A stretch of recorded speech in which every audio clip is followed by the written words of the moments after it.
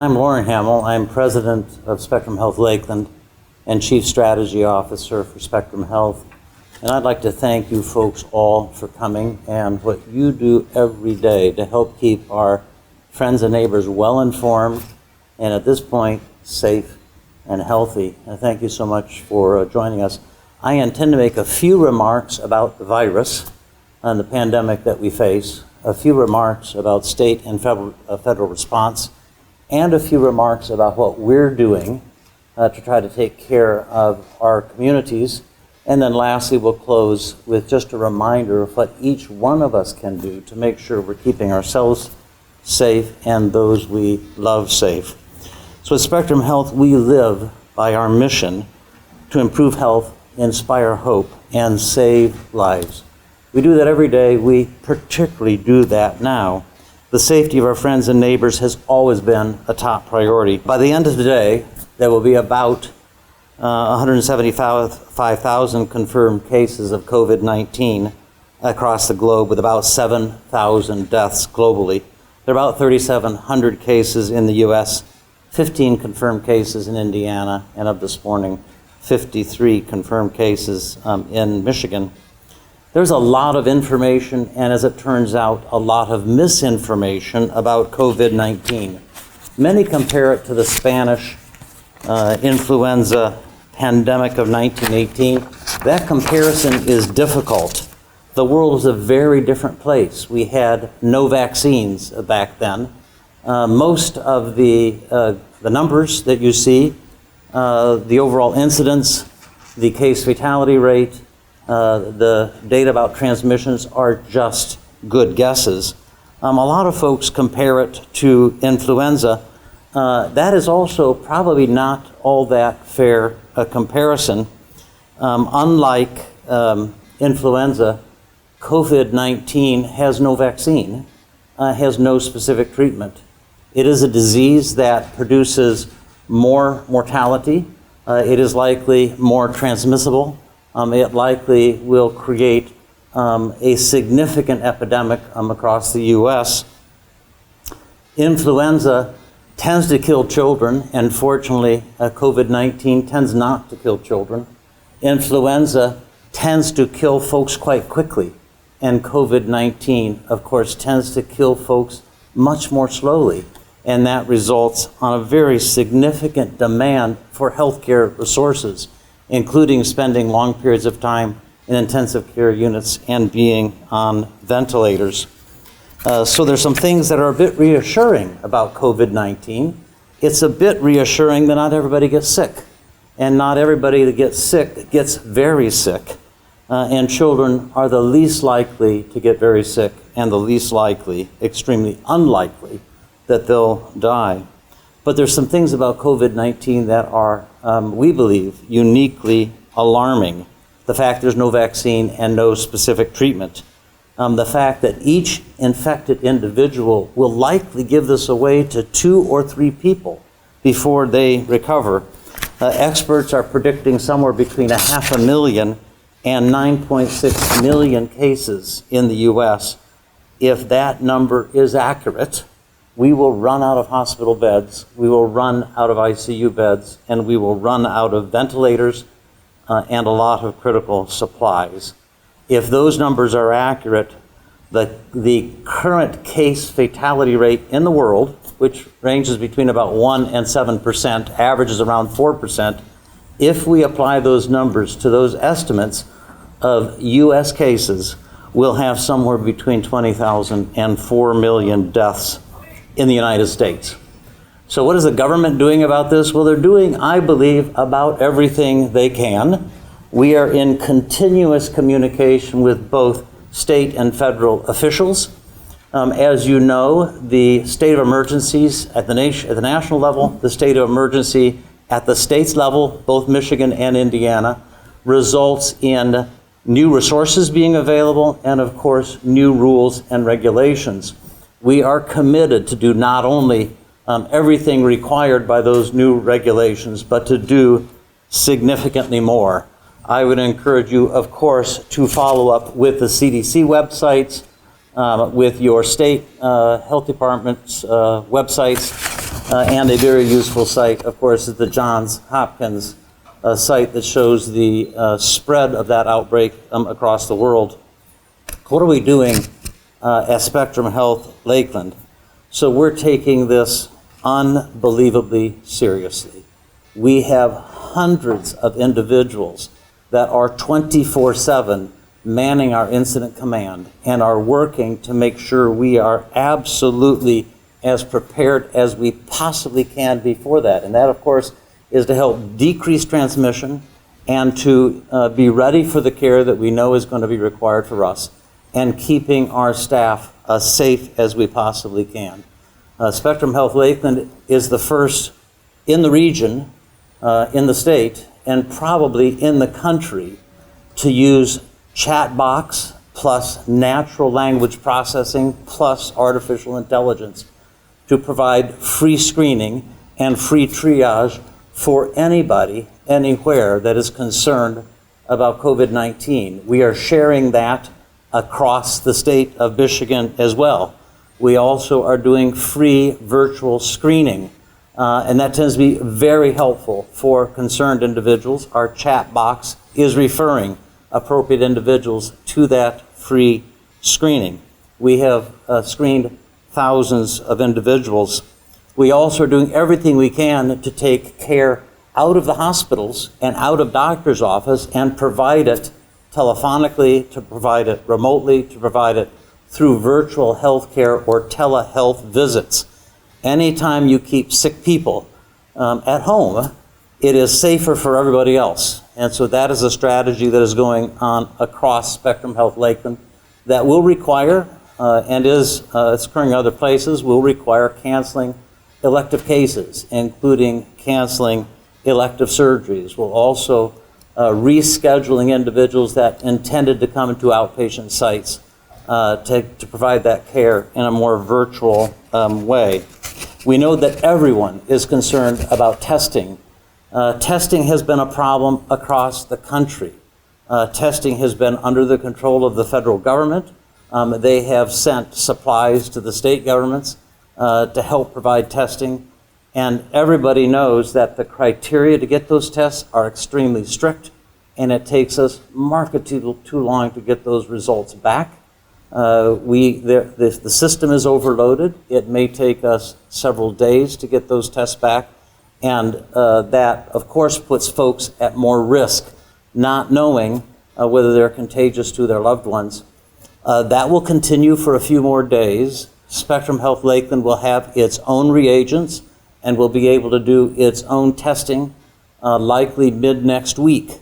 We also have launched drive-through screening, so folks don't have to come into facilities. We can do that drive-through screening, we think, by the end of today out at our Hollywood site here in St. Joseph. It's just another way to try to keep you as safe as we possibly can.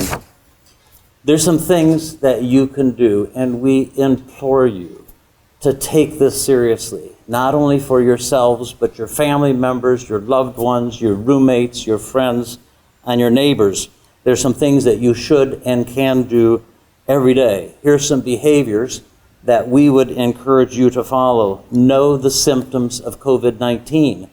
There are a lot of colds and flus around. Not everything is COVID-19, but COVID-19 tends to produce a gradual onset of fever and cough.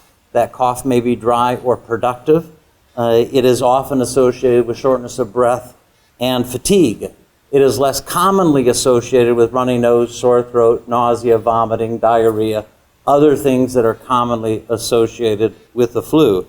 So know those symptoms. Stay home if you're sick. That's incredibly important. Call before you come if you get sick. We can take care of a lot of things at home and remotely in these drive-through sites that will help keep you and the caregivers more healthy. Please wash your hands frequently. That is particularly important after you touch your face. And remind others, don't touch their faces. That is such a common human behavior. Make sure your hands stay clean and don't touch your face. And of course, clean and sanitize any surface that you or your family touch frequently. If you become sick, The recommendation is do the best job you can of being in a separate bedroom and using a separate bathroom at home. Obviously avoid crowds. Anytime groups of people to get together, a transmission of COVID-19 is more common. I believe that if together we take this seriously, we as a community can help limit the spread in Berrien County. As of this morning, there were no confirmed cases in Berrien County, although we have 53 in the state of Michigan, and we have cases in communities all around the region. Anything we can do to limit that transmission is going to help keep us all safer. So thank you so very much for joining us. Thank you for giving us a chance to share what we're doing about COVID-19. We'd be happy to take a few questions from you. We encourage everybody to call first and be sent to that drive-through. You can't get a test today unless you have a doctor's order. Today, you can't get screening kits used or sent to the state lab to be tested unless you meet certain criteria. Now, we hope that will be liberalized when we get our own tests mid-next week, but as of now, it of course requires a doctor's order to get that test. The address is going to be 3900 Hollywood Avenue here in St. Joseph. And we can give you a map where you can find out where that is, pin it on the map, and we will be directing people to that site that needs screening. Most of the screening, of course, can be done on a telephone. Most folks today aren't at high risk in Berrien County, and by sorting through those risk factors, we can reassure them it's unlikely that you have COVID-19. You don't need the test. You don't need to be in a line. And at least of today, we can also let them know the state won't run a test because you don't meet the criteria. Today, we're ordering supplies, and some of those supplies that we intend to get are diverted. They don't arrive because we are in a situation of rationing. We're concerned, as all are concerned, that the reagents will be insufficient to go around the country. Roche is making a lot of those reagents. Others are developing tests as well. We suspect we'll be able to do significantly more than we're currently doing, and we'll do our best to keep up, but I suspect those supplies will be in short supply as well. The screening is 24/7, but we'll be directing to appropriate drive-through when it's open. And that screening is the number that's linked to our, so if you link to our website, spectrumhealth.org, it will direct you to the phone numbers to call for screening. We're limiting visitors in every unit everywhere. Obviously, some visitors are necessary. A 5-year-old can't do a history with their physician. It takes a parent to do that. It's hard to have a delivery without a father helping to support that process. They were trained to do that. So those kinds of visitors are allowed. End-of-life experiences, visitors are allowed. But we, like everybody, are restricting every visitor we possibly can. We're screening 100% of visitors for risk factors when they arrive at our door. And as of today, we are screening all of our employees as well. So you're asked a series of questions. Where have you traveled? What symptoms do you have? Have you been exposed to anybody with known COVID-19? So today it's just a number of questions. That may change over time as we learn more about transmission and as community transmission gets closer to us. I expect those changes will come over the next few weeks. I'd say if you're going to lean one way or the other, absolutely lean toward this is very, very serious. I think the data is leading us to that conclusion. Those that are not taking it as serious say it's going to kill less than the flu, not everybody gets sick, young people are okay. Those are mostly true statements. On the other hand, with this rapid increase in mortality and case mortality rates in countries that are ahead of us, that are 4%, that is markedly more dangerous. The flu tends to kill 1 out of every 1,000 or 1 out of every 2,000 cases, somewhere in that area. Currently, those that have had a diagnosis, and that's an important consideration, those that have had a COVID-19 diagnosis, we're seeing case fatality rates up in the 4% range. That's a much more dangerous disease. You have every reason to take this seriously. And I think you can get a sense of that, of what's happening around the country when people are canceling sports events and business trips and restaurants and limiting visitors, and seeing hospitals around the globe that are ahead of us that have been inundated with more people than they can care for. It's a reason to take this very seriously.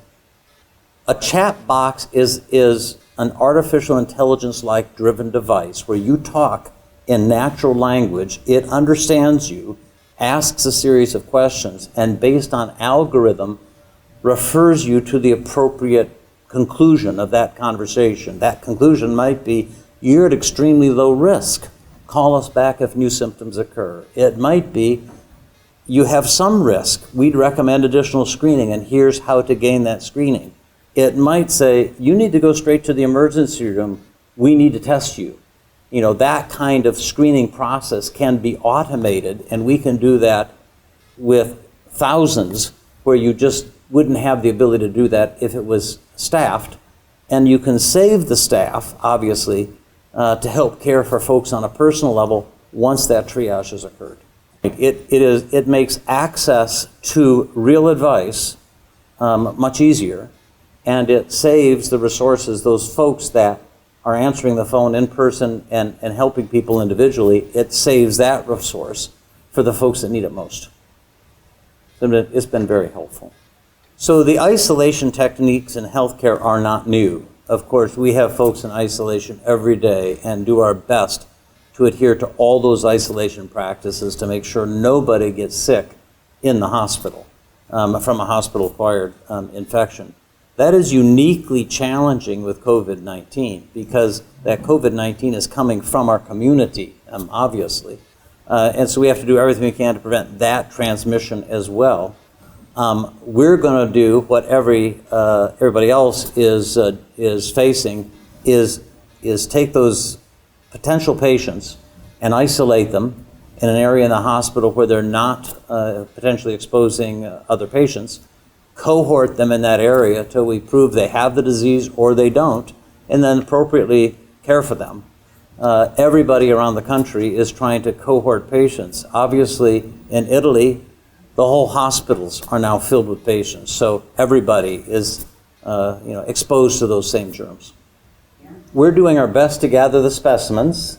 We have specimen collection devices. Those are expected to run short. I expect they probably will run short when those tests are available more broadly around the country. We'll use more of those test kits. We're hoping they don't run out.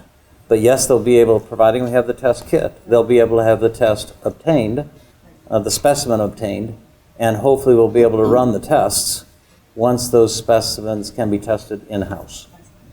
If anybody that comes in with any concern for COVID-19 and has been tested for COVID-19 will be isolated, whether that isolation is at home, they're well enough to go home and wait for that test result, or whether it's here, they're sick enough we need to keep them. They will be isolated until that determination is made. We have had a number that we've done isolation until we get test results, or self-isolation until we get test results. In general, when the first case arrives in a region, it's announced. And about everybody has done that. In general, when those cases multiply, they're not all announced. Once it's here, and that's what matters. But and that changes fast enough that most organizations are not doing continuous updates. Here's how many cases are on what unit. In fact, I don't know of anybody in the state of Michigan that is doing that. But if there's a case in Berrien County, we will let the press know that we have a case in Berrien County. In general, when we start seeing community transmission, that's also an important indicator. So that's something that we would let our friends in the press know. It looks like there is spread within the community, not just COVID-19 coming in from a traveler, somebody coming back from spring break, but you actually got it from somebody in the region. That's an important indicator that the virus is going to replicate, it's going to be transmitted in our county, in our region. Whirlpool has been very, very helpful. Mark Bitzer, the CEO of Whirlpool, Carrie Martin, a vice president there for HR, have reached out on a number of occasions. They have experience because their organization has a base in China, about 100 miles from the epicenter in Wuhan, has a base in Italy. They were generous in collecting their own sanitizing gel, their own masks, their own personal protective equipment, and saying, we'd like you to have it. We think you need it more than we need it. So they've been very helpful, and we expect that kind of generosity is going to occur around the region and is really, really important. Unless we come together as a community, this is going to be hard to beat in many towns in America. To run a laboratory test, you need 3 or 4 things. You need a specimen, you need reagents, you need a machine, and you need talented staff. And 3 out of 4 is not enough. We have the machine, we have the talented people, and we have the specimen, but we don't have reagent at this point. It took quite a while for the federal government to say, you can do the test. We knew we could do the test, but they have to give you permission to do the test. Now that permission has been granted, and now everybody's scrambling to get the reagents. And that's just like Test chemicals? Chemicals. okay. Test chemicals. The drive-through is specimen collection. The screening is occurring before that trip. Yeah, by your doctor's office or through the telemedicine. Telemedicine or through the chat box. Yes. So then are you looking for folks to come to the drive-through to be screened and then for To have the tested, te- or the- to have the test. Only to have the So test. they have to have a doctor. It's important clarification. Like They sign must- off or Right. permission, go to the COP center, get your test collected. Yes. After Okay. you have that order for it. Understood. Yes. Thank you. That's the way to do That's it. mainly because there's just so many limited tests. Yeah, we have to make sure they're sick enough to need a test. They're likely a candidate, and that's where we connect them with the testing. Yeah, but And that may change. But we will be setting up soon screening at the ED. So an ED visit where you don't go into the hospital, you do that on the outside of the hospital. And also, we're screening at every entrance all the Yes. time. Those who aren't worried and those who are, everyone before they have access is screened. Just like to point out that we are working in close partnership with the Berrien County Health Department. Obviously, this outbreak affects organizations all across our community.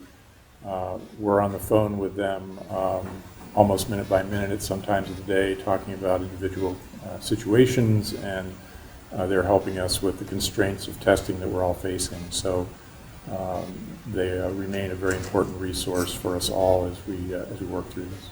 Very valuable.